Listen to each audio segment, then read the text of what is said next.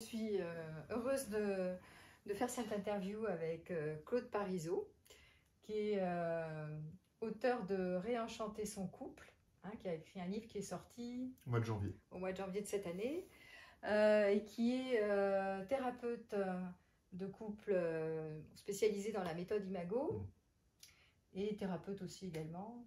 Tu veux rajouter quelque chose sur qui tu es? Oui, bah j'ai accompagné les hommes, j'ai accompagné aussi en individuel, mais aujourd'hui je m'occupe vraiment que de couple. Je supervise les thérapeutes de couple et j'anime des stages de couple.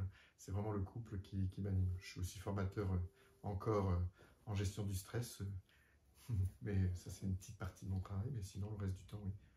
Voilà, donc j'ai pris l'initiative d'interviewer Claude, parce que non seulement c'est un ami, mais surtout parce que justement tu travailles avec les couples, c'est devenu une spécialité, et avec la méthode Imago. Et je trouvais ça intéressant qu'on puisse débattre ensemble de l'amour au XXIe siècle, puisqu'on est tous les deux spécialisés de par nos métiers, nos formations, nos parcours et nos expériences sur la relation amoureuse. Et donc j'avais plaisir aussi à l'interviewer, et poser des questions sur Claude, c'est quoi pour toi l'amour au XXIe siècle? Et après je donnerai aussi mon avis sur le sujet. Alors pour toi, comment c'est la vie de couple au XXIe siècle? C'est quoi, c'est comment? Je vais rien apprendre aux personnes qui vont écouter. C'est compliqué, c'est exigeant. C'est vrai que de mettre que c'est compliqué, ça met, je trouve, un poids. Non, c'est exigeant. Je pense que c'est le plus grand défi du XXIe siècle aujourd'hui, d'être en relation et en relation d'amour. Tout dépend après ce qu'on appelle aussi amour, mais pour moi, c'est d'être en intimité. Moi, je crois que c'est le mot qui me parle le plus, certainement pour moi aussi, où les blessures, elles viennent de l'intimité dans la relation enfant. Et pour beaucoup, je remarque que c'est ça, c'est la difficulté d'être vraiment en intimité avec l'autre. C'est-à-dire pour moi, l'intimité, c'est être dans sa vérité, d'être toujours dans sa vérité, d'oser dire ce qui n'est pas dissible par moment, parce que c'est tout ce qu'on ne dit pas qui éloigne. Donc pour moi, c'est ça le grand défi, et être en relation d'amour au XXIe siècle. Je pense qu'il y a autant de relations, de couple ou de tout ce qu'on veut, d'amour, des relations d'amour, quelle que soit la forme. Il y a autant de façons d'être en couple ou en relation que de relations aujourd'hui. Oui. Tandis qu'il y a 50 ans, c'était pas ça, Alors justement, quelle est pour toi la différence entre ce qui se passe dans notre société actuelle au XXIe siècle et ce qui se passait avant? Quelle différence tu fais? Qu'est-ce que tu notes? Parce que là, tu nous parles d'intimité au sens de vivre en vérité, etc. Qu'est-ce qui était si différent avant? Ce qui était si différent, là c'est le psychosociologue, parce que c'est vrai que je n'ai pas dit que je suis allé au Québec, que j'ai vécu les 5 dernières années au Québec, où j'ai fait un petit doctorat, on appelle ça une maîtrise de psychosociologie, où justement on parle pas mal de ces sujets-là, et pour moi il y a plein de facteurs, donc je ne vais pas parler de tous les facteurs parce qu'on n'est pas sur un cours de psychosociaux, c'est juste que le temps s'est accéléré, le monde s'est accéléré. Ouais. Et donc, pour moi j'appelais mes séminaires ralentir pour sentir. Donc, comme on va vite, eh ben, on sent moins. Et si on sent moins, eh ben, qu'est-ce qui se passe? C'est qu'on ne sent pas ses besoins, on ne sent pas ses envies, on ne sent pas aussi ce que vit l'autre. C'est-à-dire, on ne prend pas le temps d'être dans le monde de l'autre, d'être dans l'empathie. Et pour moi, c'est un monde qui manque d'empathie. On fait encore la guerre aujourd'hui, par exemple, ça montre bien, et on projette nos souffrances sur les autres. Dans le temps, nos parents, moi, ce que j'observe, et puis aussi de ce que je discute aussi avec nos anciens, c'est que on n'était pas en couple pour les mêmes raisons aussi. Oui. C'est ça, c'est qu'aujourd'hui, on a une exigence, on veut être amoureux, on veut vraiment voilà, il y a l'amour qui rentre beaucoup plus en compte qu'avant. Avant, l'amour venait après. Ils savaient construire l'amour, pour beaucoup. Pas tous, mais... Oui. Mais aujourd'hui, je trouve que non. Enfin, toi, tu dis on cherche l'amour. Moi, je rajoute souvent on cherche au XXIe siècle l'épanouissement personnel. C'est-à-dire chaque individu cherche à s'épanouir au sein du système couple. Et il y a cette injonction qui est trop forte, qui n'était pas forcément présente, puisqu'ils étaient plus, comme tu le dis pour moi, dans des modes, dans des rôles prédéfinis. L'homme et la femme faisaient ceci, cela, avec des fonctions particulières. Et surtout, on était plus dans la survie, puisqu'on était dans une période de guerre, d'après-guerre, etc. Donc, on était moins dans la vie et plus dans la survie. Et effectivement, puisqu'on est maintenant passé de la survie à la vie, dans la vie, on a plus de temps pour se questionner sur notre épanouissement individuel. Mais c'est ça, les gens qui viennent, c'est des gens qui ne sont pas sur la pyramide de Maslow dans les bases. Si les gens ils essaient déjà de survivre et de manger et d'avoir un toit. C'est ça. Ils ne vont pas s'intéresser au développement personnel. Par contre, les gens qu'on accueille sont des personnes qui, comme tu dis, voilà, aujourd'hui s'intéressent à leur développement personnel dans la relation. Et ça pose aussi problème, ça aussi, parce que ça augmente les difficultés, les exigences. C'est ça. Et donc, ça demande une meilleure communication, mais sauf qu'on n'a pas appris à communiquer ni à l'école, ni dans nos familles, ce qui fait que ça coince. Donc, moi, ce que je trouve intéressant dans ce que tu dis, c'est quand tu pointes ce niveau d'exigence, donc il y a un idéal d'épanouissement, il y a beaucoup d'attentes dans la relation amoureuse, et tu as parlé d'amour, pour moi, souvent, je disais tout à l'heure en atelier, j'animais un atelier sur la dépendance affective, je disais ô combien... on a des attentes énormes, et notamment sur le couple romantique, tu vois, l'amour, le romantisme, l'éternel amour, le soutien, enfin tout ce qu'on attend au niveau du couple, et combien il peut y avoir un décalage justement entre notre idéal, notre rêve, et le principe de réalité qui fait que on est souvent fort déçus. Tu parles de communication, on ne sait pas très bien communiquer, on ne communique pas bien, mais souvent c'est un manque de savoir-faire.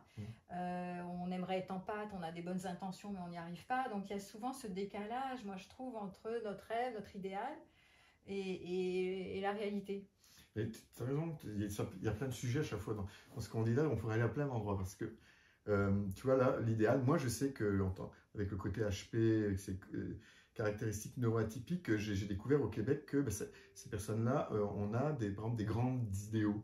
Et moi, mes idéaux aussi me piègent complètement. Et c'est facile à dire de ne pas avoir dit, ils sont là.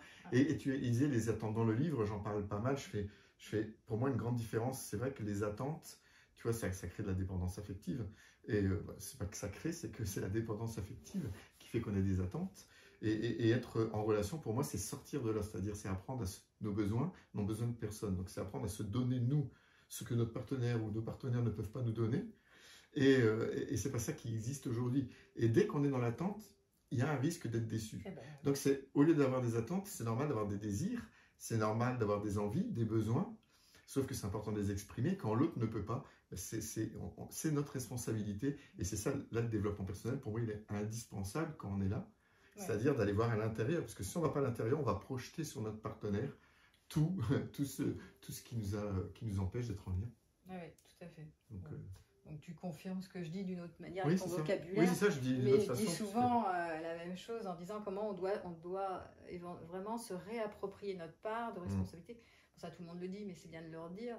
Et comment on rend conscient ces attentes qu'on projette sur l'autre ou qu'on projette sur le rêve de l'amour, peut-être même pas sur l'autre. Souvent, c'est l'idée que je me fais que le couple doit m'apporter ceci et cela, doit me combler, et que c'est une représentation d'ailleurs, et qu'au final, il y a souvent déception à la clé, puisqu'il n'est pas à la hauteur de cette réalité, parce que nous sommes avec des êtres en face de nous qui sont limités, névrosés comme nous d'ailleurs, qui ne peuvent pas tout nous donner, et on est souvent fort déçus dans nos attentes, et en même temps, c'est comme tu le dis, c'est à nous de nous réapproprier nos envies, nos besoins, avec qui, alors ce partenaire-là, oui, avec lui, il ne pourra pas plus que ça. Donc, qu'est-ce que je fais de ça? Et c'est une vraie question. Et c'est vrai que moi, je reviens sur ta pointée exigence. Le mot exigence, pour moi, il est essentiel. Tu vois, ce niveau d'exigence. Et je pense que nous sommes beaucoup à être, pas forcément HP, c'est-à-dire au potentiel, mais idéalistes. Et on a ce côté idéal, ce rêve. Même, alors on dit, mais souvent les jeunes consomment, et on jette la relation, pas que les jeunes d'ailleurs. Oui. Mais de manière factuelle et observable, on remarque quand même que la majorité, je trouve, continue à idéaliser ou à rêver ce couple, cet amour romantique, cet amour d'épanouissement. Non, tu ne trouves pas? Complètement, je suis complètement d'accord avec toi. Puis justement, j'en parlais de ça il n'y a pas longtemps. Je me disais, moi aussi, par exemple, longtemps, j'ai voulu être en couple. En plus, je suis thérapeute de couple, puis j'avais vraiment beaucoup de mal, donc il y avait de la culpabilité. En France, c'est pas normal que tu sois thérapeute de couple si tu n'es pas en couple. Forcément, tu n'es pas compétente, c'est ça qu'il y a derrière. Pas congruent, c'est ça. Mais là, j'étais au Québec, pour eux, c'est pas un problème, c'est une question de culture. Mais moi, je vois que moi, j'ai cherché à être en couple, mais c'était ma tête. Dès qu'on est dans la tête, dans des projets, des attentes, on n'est pas là dans la relation. On est déjà dans des images qui viennent du passé, qui ne sont pas forcément nous. Il y a tout ce que la société attend, il y a nos parents, il y a l'éducation, il y a l'école, il y a tout ce qu'on a appris. C'est important de faire le tri là-dedans et de voir qu'est-ce que je veux vraiment. Puis c'est récent quand même pour moi que j'ai pris conscience que moi, j'ai envie vraiment de partager. J'ai envie de vivre des choses avec ma partenaire. Puis c'est important de le nommer. Mais être en couple, en fait, pour moi, c'est c'est la phase après. C'est pas vouloir être en couple, c'est de construire une relation intime, puis au fur et à mesure, on voit. Je prends un exemple, par exemple, très souvent, moi j'ai vécu avec mes partenaires alors que je me sentais très vite envahi. Je me sens très vite envahi par l'histoire d'abus que j'ai eu tout bébé. Je sais ça, j'ai fait pas mal d'années, vraiment beaucoup d'années de thérapie, mais je me soumettais peut-être à l'envie d'autres, ou est-ce que j'imaginais que ma partenaire avait envie, et je me mettais sous le même toit trop vite, ce qui fait que je me sentais envahi, puis ça venait réveiller mes blessures d'abus, j'en avais pas conscience, et puis ça coinçait à ce moment-là. Tandis qu'aujourd'hui, moi, comment je le vois, c'est plutôt de vivre la relation, de passer des moments, de construire ensemble, vraiment, mais comme une équipe. Et puis, à un moment donné, peut-être qu'on se rendra compte qu'on est toujours sous le même toit. Et là si on devient couple, ou bien, parce qu'on peut être en couple sans être sous le même toit, je fais une parenthèse, surtout après 50 ans. Mais par exemple, le couple, voilà, pour moi, c'est pas une finalité, c'est une forme. Et ça, c'est vrai qu'on n'en parle pas souvent. Et en tout cas, je dis ça de mon observation et aussi de ces 13 ans d'expérience avec les couples. Oui. Et je rebondis là-dessus quand tu dis le couple ne doit pas être une finalité, mais une forme de relation parmi d'autres. C'est exactement le propos que je tenais là, parce que je travaillais sur la dépendance affective il n'y a pas plus de 5 minutes, et je disais justement, si vous élargissez pas les options, c'est-à-dire en imaginant d'autres formes relationnelles que le couple, pour vous faire du bien, pour vous nourrir au niveau des besoins de tendresse, d'affection, d'attention, même de sexualité, etc.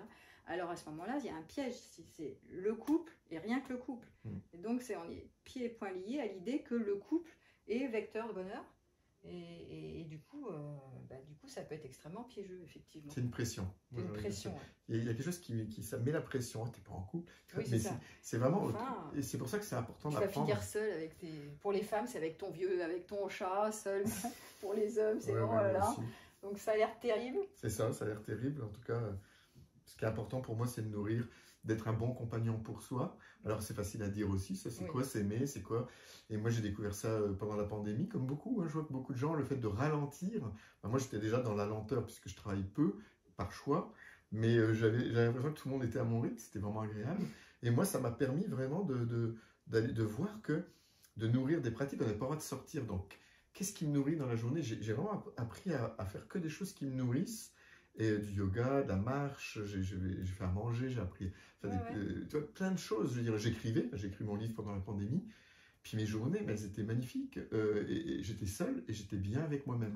Et comme on apprend à être un bon compagnon avec soi, c'est beaucoup plus facile d'être un bon compagnon pour l'autre, et aussi de rencontrer la bonne ou le bon compagnon. Et je suis très contente que tu en parles comme ça, de cette forme-là, parce que souvent on entend dans le développement personnel, la plupart du temps on dit amour de soi, alors après les gens, il faut que j'arrive à m'aimer, mais pourquoi j'arrive pas à m'aimer? Alors c'est très conceptuel pour moi, amour de soi, mode d'emploi, mais on fait comment? Et puis après les personnes elles se disent mais j'y arrive pas, je suis nulle, pourquoi les autres y arrivent pas? En fait c'est bien, moi j'aime bien cette traduction quand tu dis être un bon compagnon pour soi-même, et c'est expérimenter finalement quand tu te retrouves dans ce contexte où finalement tu étais quand même dans le confinement, donc assez livré à toi-même. Comment je me nourris, comment je sais faire des choses bonnes pour moi? Et c'est de la pratique et de l'expérience, c'est pas juste amour de soi, mode d'emploi. Ça va pas marcher. Non, parce que chacun doit le trouver. Dans mon livre, je partage ce que j'ai découvert, mais tout ça, je parle de mon expérience. Chaque expérience va être différente. Et oui. Et comment on fait? C'est aussi de se faire aider. Alors, moi, je parle de ça parce que c'est aussi quelque chose que j'observe. Puis j'ai fait des liens en imago, on va beaucoup dans l'enfance, on fait des liens avec l'enfance. Mais la plupart des personnes, en fait, ne demandent pas de l'aide. C'est-à-dire, nous, on voit des gens qui viennent nous demander, mais c'est encore une infime partie de la population. C'est sûr. Mais le truc, c'est qu'enfant, si on a eu des parents, et c'est la plupart quand même d'entre nous, où on a intégré qu'on ne pouvait pas soit avoir confiance, ou ils n'avaient pas le temps, ou on ne se sentait pas en sécurité, qu'est-ce qu'on a fait? On a appris à faire tout seul, à ne pas demander, parce qu'on n'avait pas les réponses qu'on voulait. Donc, quand on a appris à faire tout seul, enfant, qu'est-ce qui se passe adulte? On a l'impression qu'on demande, mais on ne demande pas. Je vois bien, même mes amis, des fois, se séparent. Ils me disent ça, alors qu'ils savent que je suis thérapeute de couple. Et puis, je leur avais dit, si avant de vous séparer, venez me voir au moins une séance. Et je dirais, puis, juste parce qu'on se sépare pour les raisons qui ne sont pas celles pour lesquelles on pense se séparer la plupart du temps. La plupart des couples, c'est ça. Donc, c'est juste de faire la démarche de demander de l'aide. Et ça, même dans les couples, on n'ose pas de demander, on pense que l'autre sait, ou alors on a l'impression de demander, mais c'était tellement pas précis que l'autre ne comprend pas. Et c'est ça, c'est le fait, on ne parle pas la même langue. Donc pour moi, c'est apprendre à parler la même langue, oser se dire, mais ça c'est sortir de nos éducations, surtout nous les hommes, il faut être compétent, etc. Donc on ne demande pas, parce que si je demande, ça veut dire que je ne suis pas compétent, et puis surtout j'ai peur de ne pas être à la hauteur, etc. etc. Donc c'est ça qui est aussi, tout ça, ça rajoute, je trouve... Oui, des niveaux d'exigence, de complexité en tout cas, ouais. Qui fait que... Alors donc ça m'amène à poser la question suivante, puisque en fait on dit, on le remarque, hein, le couple est fragile, il y a beaucoup de divorces, de séparations, de gens qui... nous on les voit sans arrêt, tu me diras les autres qui vont bien on les voit pas, mais on a quand même... Il n'y a pas que nous qui remarquons qu'en tant que thérapeute, il y a beaucoup de personnes qui témoignent du fait que c'est compliqué de mener un couple à long terme, beaucoup de difficultés sur le chemin. Donc, tu parlais justement de séparation. Pourquoi, à ton avis, le couple est si fragile et y a-t-il autant de séparations à notre époque? Et je le disais, il y a autant de séparations parce qu'on ne prend plus le temps de se parler. Parce que les personnes, je donne un exemple, quand je suis en conférence, et il y a des personnes qui me disent, je leur dis que le but c'est de faire un dialogue par semaine. Même ceux qui viennent au stage de 4 jours, ils partent, ils sont en lune de miel. Après les 4 jours, mais tout le monde est en lune de miel, vraiment. Sauf que 3 semaines après, si on ne fait pas les exercices, on revient au même endroit. Je n'ai pas de baguette magique, je ne suis pas un sorcier. Mais tu ne les suis pas derrière, mais non. avec la bonne fée. Et le problème, c'est quoi? Mais même dans les conférences, à Paris, quand je faisais des conférences à Paris, ça fait longtemps que je n'en ai pas fait ici, mais ils me disaient, mais vous ne vous rendez pas compte, vous, mais passer 1 heure à faire un dialogue par semaine avec ma partenaire, non mais vous n'êtes pas dans la réalité. Puis il me disait ça vraiment. Et puis je lui dis simplement, moi c'est ce qui me venait naturel. Si vous pouvez passer 40 heures au travail et pas 1 heure pour la relation par semaine, posez-vous la question, pourquoi vous restez en couple?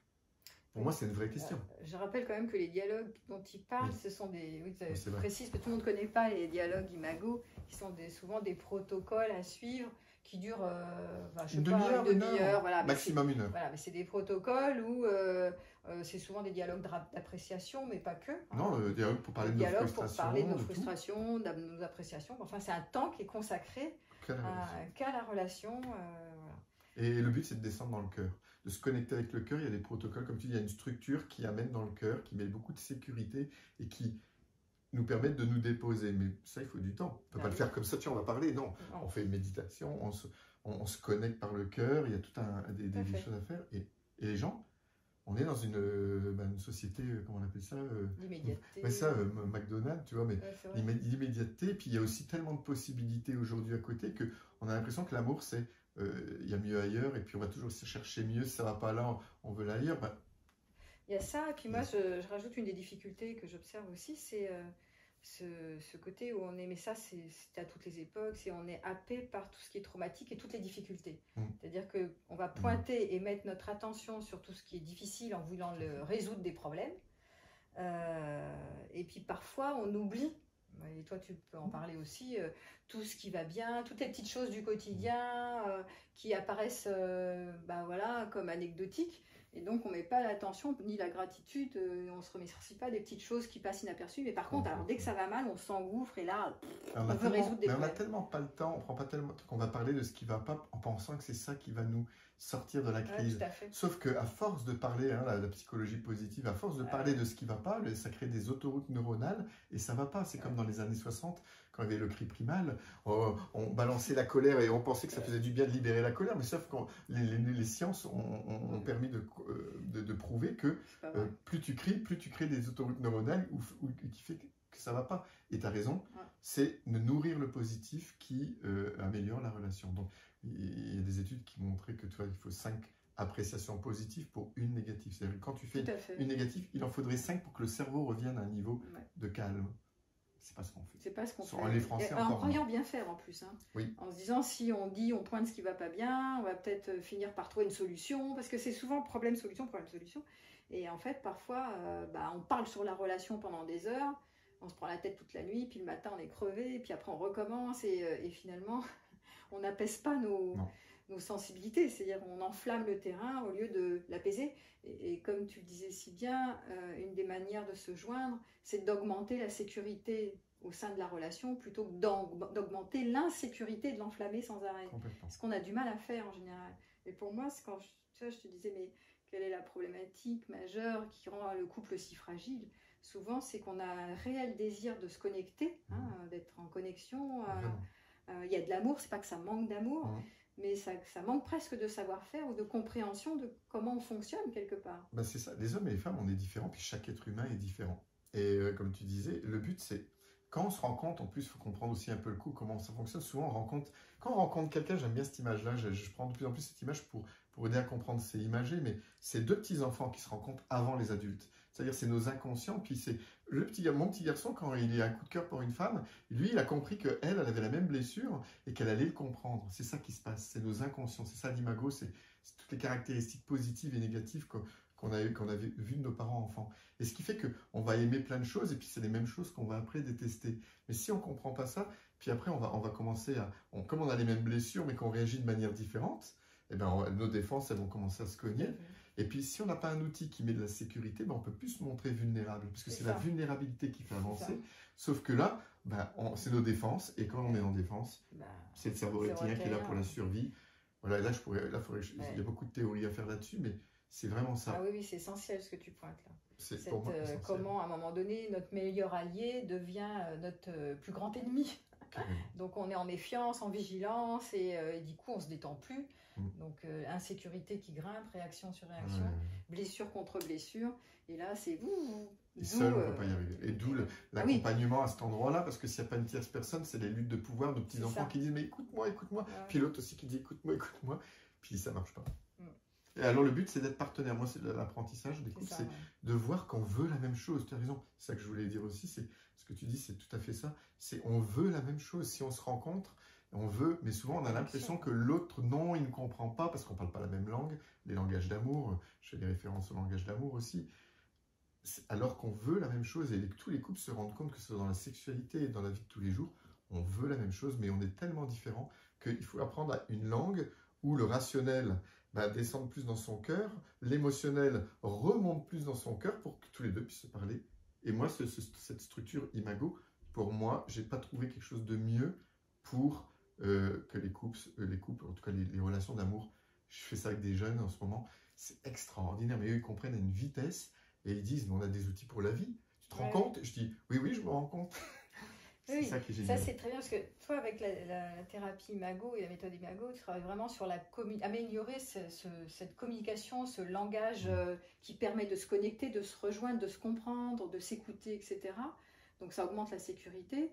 Et moi, c'est vrai que je rajoute une thématique qui est de diminuer le nombre des attentes et de se réapproprier ses besoins et de dire, ok, il ne pourra pas être le pourvoyeur unique de tous mes besoins. Et donc à ce titre-là, je vais récupérer mes besoins frustrés, par exemple, parce que l'autre est limité. Et alors je vais élargir mes stratégies avec mes cercles d'amis, avec mes activités personnelles, ne pas avoir envie de me fondre dans l'autre et de faire tout ce qu'il aime parce qu'il aime et qu'il faut faire tellement de compromis en couple. Donc tu vois, les deux sont importants. Et la communication pour augmenter la jonction, en fait, comment on va vraiment se rejoindre quand il y a des différences et des ruptures de liens, et à la fois cette réappropriation de non, on ne peut pas tout attendre du couple, on ne peut pas tout faire ensemble, et c'est pas sain de vouloir tout partager ensemble ou trop attendre de l'autre, du soutien, de la sexualité, de la confidence, enfin plein de choses. Tu viens de dire sexualité, j'allais en parler parce que tout ce que tu disais, on peut le ramener à la sexualité. Quand nos besoins ne sont pas les mêmes à un moment donné, c'est qu'on en parle et comment on fait pour les nourrir. Les gens vont dire oui mais je ne vais pas avoir la sexualité avec quelqu'un d'autre. Mais oui, c'est ce qu'ils disent. L'amour avec le voisin d'à côté. Mais c'est pas ça, c'est à cet endroit-là, c'est quoi le besoin derrière, et puis c'est aussi d'apprendre une sexualité. Moi je suis sexothérapeute aussi, c'est vrai que je ne l'ai pas dit là, mais je me suis spécialisé dans les stages aussi sur la sexualité pour les couples parce que je trouve que c'est merveilleux. C'est l'endroit où tous nos blessures se cristallisent et surtout on est tellement différents. Et c'est vrai que le truc classique de dire que, et c'est vrai, même s'il y a des gens qui fonctionnent différemment, mais que la femme, elle, c'est vrai qu'elle a besoin de connexion souvent, en tout cas le maximiseur, j'ai envie de dire celui qui a besoin vraiment de lien et de sentir le lien plutôt, va avoir besoin de connexion pour ouvrir son sexe, et puis sinon le sexe ne s'ouvre pas. Et chez l'homme, lui, s'il se sent désiré, il se sent aimé, et puis il peut aller dans son cœur. Donc, tu vois, et je trouve que la nature est mal faite à cet endroit-là. Je n'ai jamais compris pourquoi on était si différents et c'est si difficile de se rejoindre. C'est pour ça que j'ai beaucoup fait de tantra, et tu connais ça aussi, beaucoup de slow sex, et aussi de voir d'autres, surtout à 50 ans, on ne fait pas l'amour comme à 20 ans. Ouais. Et je trouve que ça aussi, c'est indispensable. Moi, je travaille énormément, systématiquement avec les couples sur la sexualité, parce que là, la communication à cet endroit-là, elle est importante. La sécurité, elle est importante, mais pas que la sécurité. L'aventure aussi, s'il y a trop de sécurité, il n'y a plus de sexualité non plus. Oui, et quel conseil tu pourrais donner justement à ces couples qui sont fragilisés au niveau de la sexualité? Alors aujourd'hui, c'est pas tant souvent un homme frustré et une femme, tu vois, un homme qui est demandeur, tu parlais de maximiseur, et c'est souvent même l'inverse, c'est les femmes qui sont plus demandeuses de sexualité et les hommes qui se retrouvent là, ne savent plus quoi faire. Bon, un coup c'est l'un, un coup c'est l'autre. Qu'est-ce que tu pourrais donner comme conseil? Mais ça dépend des âges, en plus, les âges. Mais moi, je dirais, il y a plusieurs conseils, mais moi, je suis cash. C'est mon opinion, après, c'est que la mienne.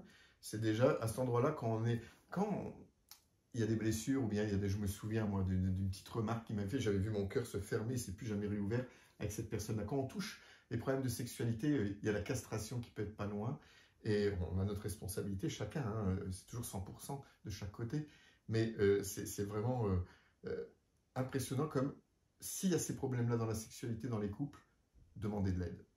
Pour moi, si on ne demande pas d'aide, c'est très compliqué. Ou alors apprendre des façons de communiquer. Il y en a qui vont faire des stages de CNV, je sais. Mais même la CNV, moi je vois en couple, ça demande beaucoup d'apprentissage, ça demande de vraiment s'écouter, ça demande beaucoup déjà d'outils. Mais moi, les couples, ce que je demande, je les invite, c'est aller aussi faire des stages. Moi, je les envoie vraiment dans les stages de slow sex, d'apprendre à ralentir. Parce que c'est aussi, tu sais ce que je disais au début, oui, pour moi, c'est toujours de ralentir. Dans ce monde, ceux qui arrivent à... Je me souviens de Scott Peck, le premier livre que j'ai lu, mais tout le monde, il revient ce livre-là, Le chemin le moins fréquenté.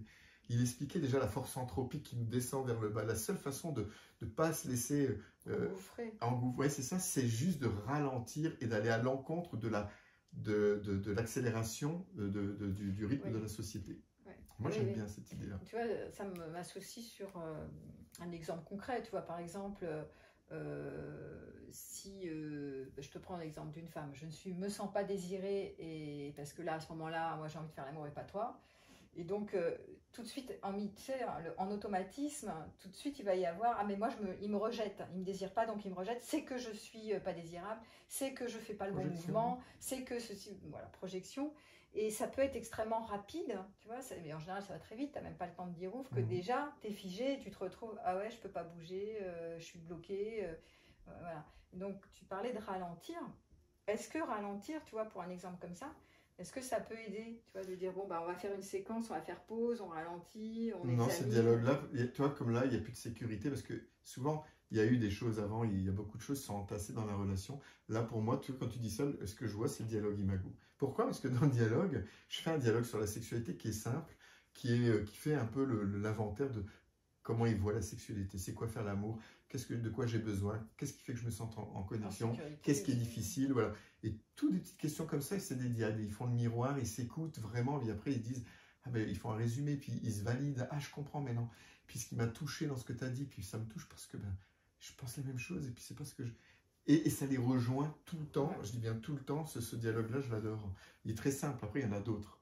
Et c'est ça, c'est de remettre de la sécurité et qu'ils se rendent compte tous les deux qu'ils veulent la même chose. Parce que si c'est tant qu'avec la tête, c'est la lutte de pouvoir. Moi, c'est ça que j'aime dans ce dialogue, c'est que même moi, là, je suis sur le côté, je mets juste que mes bras, et c'est eux qui font tout le travail. C'est ça aussi, c'est un moment, c'est qu'ils se sentent, quand il n'y a plus assez de sécurité, même le stage, c'est pas suffisant, là, il faut demander de l'aide. Ouais. La sécurité dans la connexion, dans la communication. Oui, dans la connexion, ouais. Donc, c'est vrai que toutes ces blessures qu'on revisite à travers, là, tu parles de sexualité, dans la relation, c'est vraiment de voir que l'autre n'est pas ton ennemi, que l'autre, il est ton allié, et donc, ce que tu dis, la connexion, la sécurité, c'est ces formes-là, en fait. Et c'est pas évident parce que ça réactive nos blessures, et c'est ce que tu dis, c'est hop, on se bloque, quoi. Et ça, sans outils. Comme nous, on dit, le conflit est un ami.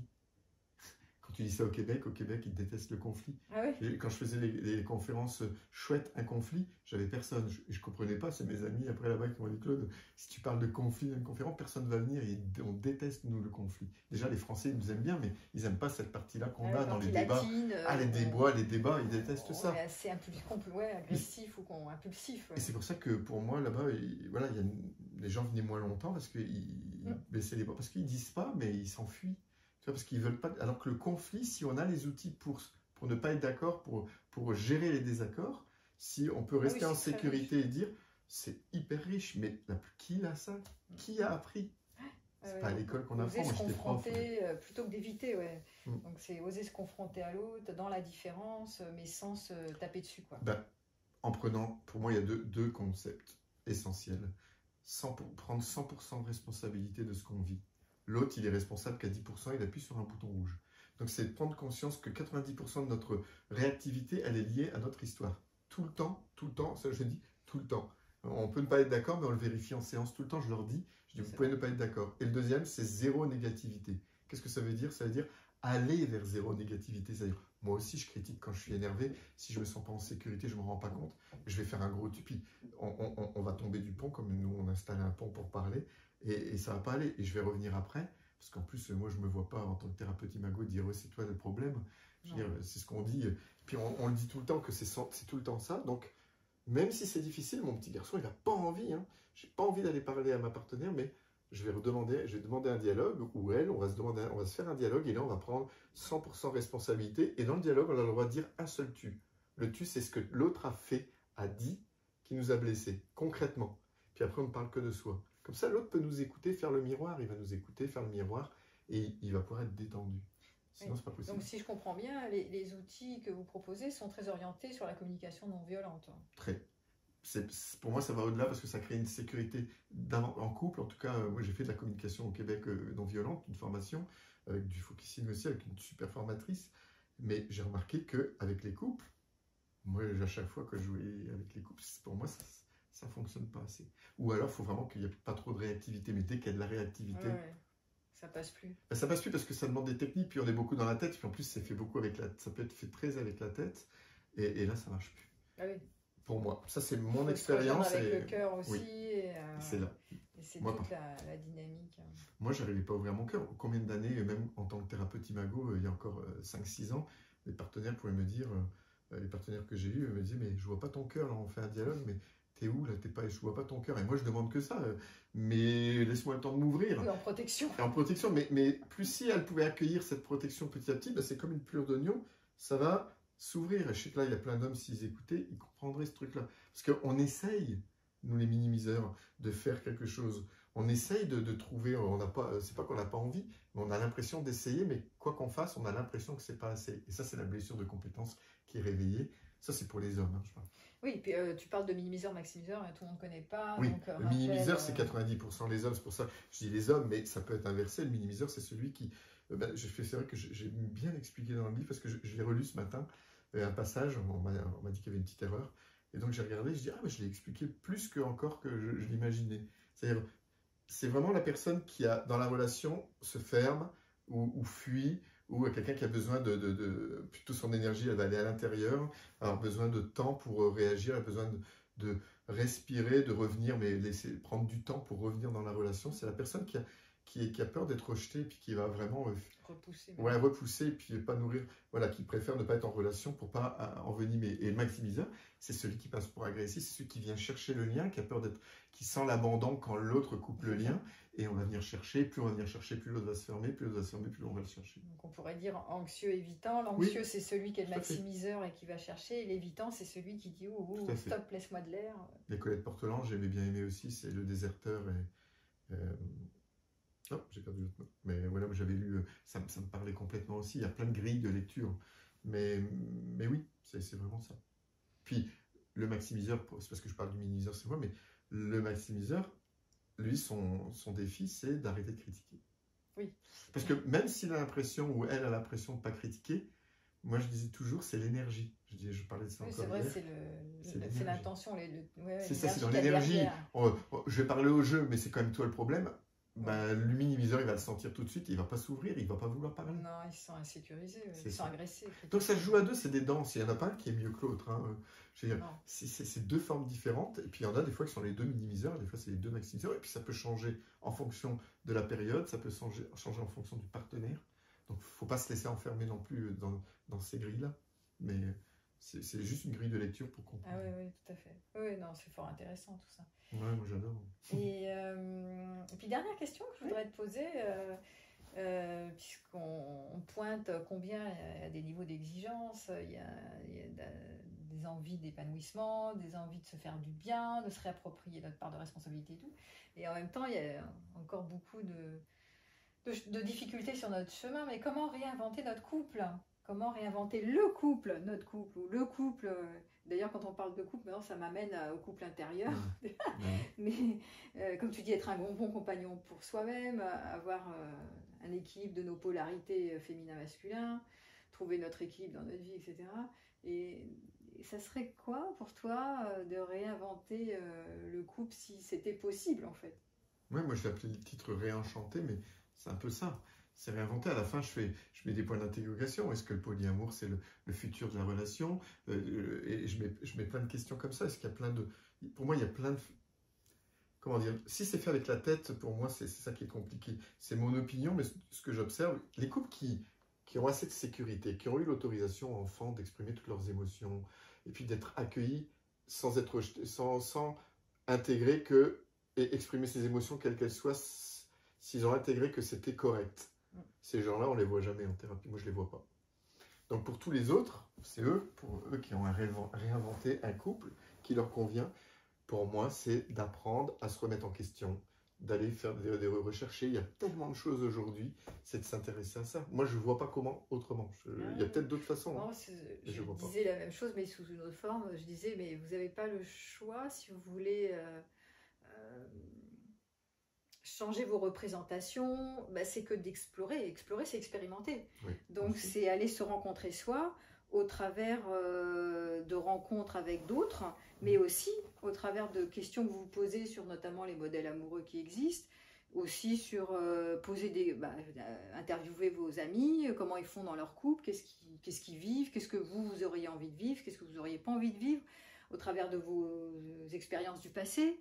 Donc c'est toujours une rencontre avec soi finalement, et une exploration, une investigation, poser des questions avec la part adulte, aller être curieux, tiens, je vais aller voir dans tel milieu, qu'est-ce que j'explore, qu'est-ce que je rencontre, et se faire sa propre opinion quelque part, avec le moins d'a priori possible.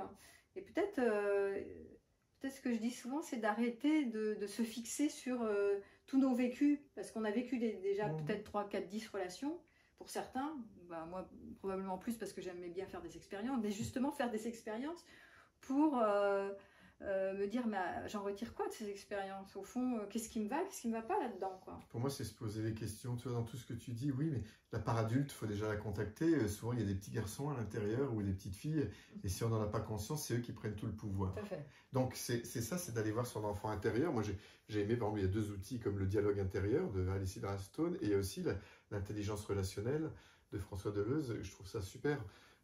Pour aller explorer, puis pour l'accompagner, cet enfant-là. Parce que si on ne le fait pas, c'est lui qui va prendre le pouvoir. Et c'est ce qui se passe dans les couples, par exemple, qui s'éloignent, ceux qui ne font plus l'amour depuis des années. Pourquoi? Parce que ils ont l'impression les femmes ont l'impression d'avoir un petit garçon, ou ont l'impression d'avoir sa mère, et on ne fait pas l'amour avec sa mère ou son petit garçon. Donc, pour moi, la seule façon, c'est d'apprendre à sentir. Moi, je vois le travail, par exemple, avec les hommes, c'est vraiment d'aller à l'intérieur et de sentir les besoins. Il y en a qui ne savent même pas ce que c'est qu'un besoin. Ils ne savent pas quels besoins ils ont, ils ne savent même pas ce qu'ils ressentent. Donc, c'est d'apprendre à ressentir. Donc, nous, on ralentit beaucoup. Apprendre le langage du ressenti. On a plein de mots, mais souvent, on utilise les mêmes. Et après, sentir qu'à partir de là, c'est quoi mon besoin? Qu'est-ce que j'ai envie avec toi? Et puis, faire la différence entre un besoin et une stratégie. Ça, c'est de la communication non violente. De Marshall Rosenberg disait souvent, on dit j'ai besoin que tu m'écoutes. Ça, non, c'est une stratégie. C'est une stratégie, oui. J'ai un besoin de partage. J'ai un besoin c'est ça, d'harmonie avec toi. Ça, c'est un besoin. Mais après, écouter, c'est une des façons. Il y en a plein d'autres de stratégies.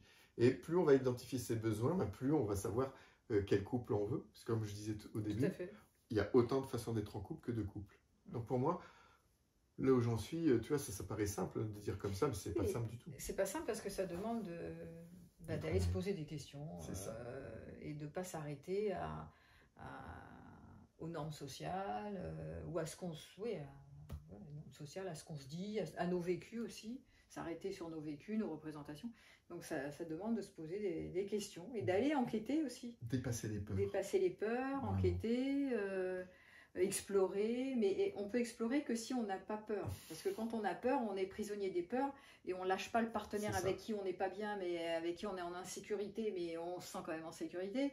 Donc tant qu'on lâche pas des peurs, tu as raison, on peut pas être curieux d'explorer autre chose. Tant qu'on est dans la dépendance affective. Dépendance ou dans les peurs de lâcher la relation. Ouais. C'est ça, derrière c'est des peurs. Derrière, on est en dépendance parce qu'on a peur d'être seul, peur de plein de choses. Donc il y a plein de choses. Donc ça c'est vraiment le petit 1. J'examine mes peurs et j'apprends à me rassurer pour ensuite passer en mode explorateur et je me pose des questions et je vais aller voir et me rencontrer moi. C'est d'oser d'aller voir aussi des personnes. On n'est pas malade si on se fait accompagner. C'est tellement. Oui. C'est vraiment d'accepter qu'on ne sait pas. On n'est pas fait on n'est pas des êtres.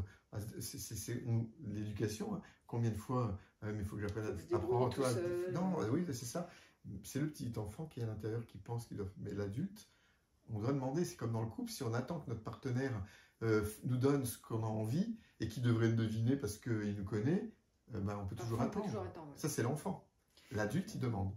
Et puis juste, c'est important de normaliser ce truc-là, puis on va peut-être boucler avec ça, c'est que quand tu dis, chez l'adulte, souvent je dois me débrouiller tout seul, je ne vais pas demander de l'aide, souvent les hommes d'ailleurs, ils n'osent pas aller se faire les femmes vont beaucoup plus facilement en thérapie que les hommes. Qui disent, je le dis aussi. Certains arrivent quand même en thérapie, mais il y a beaucoup d'hommes qui n'osent pas faire la démarche, mais souvent ce je dois me débrouiller tout seul ou toute seule, c'est un des symptômes de nos traumatismes d'enfant. Hein. Oui. Quand enfant, on s'est senti impuissant, qu'il n'y avait personne pour nous protéger ou pour nous tenir la main, on a survécu en se disant à partir de maintenant, je vais me débrouiller tout seul. C'est ça.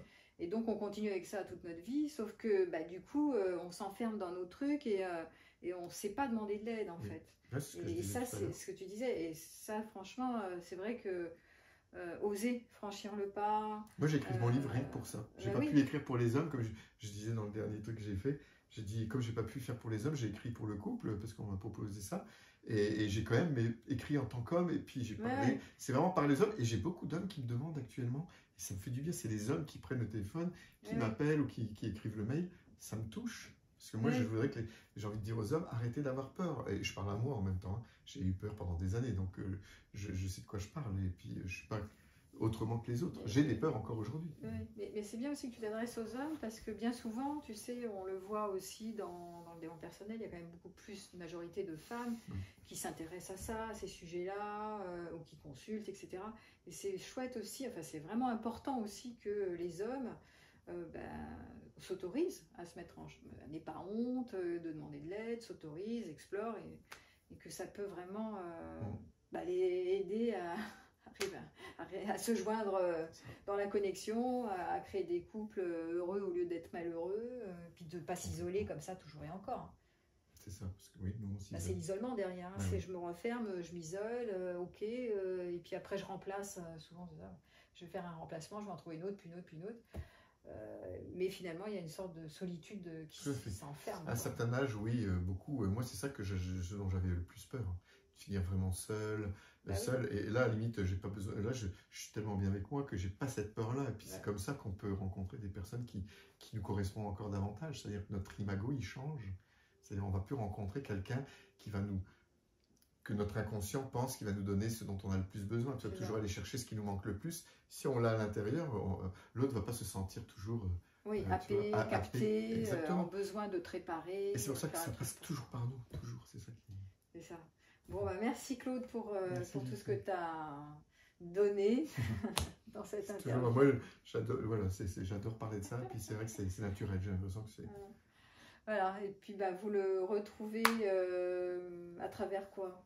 Tes ateliers? J'ai pas mal de stages, j'anime pas mal de stages dans le sud de la France, en Belgique. Voilà, je mettrai les liens. Et puis en ce moment, moi j'ai mon livre qui sort aussi en même temps quand la peur de perdre l'autre me fait le perdre. Donc on a quand même des thématiques qui se rejoignent. Ça me parle. Voilà, donc à bientôt et puis pour une prochaine fois.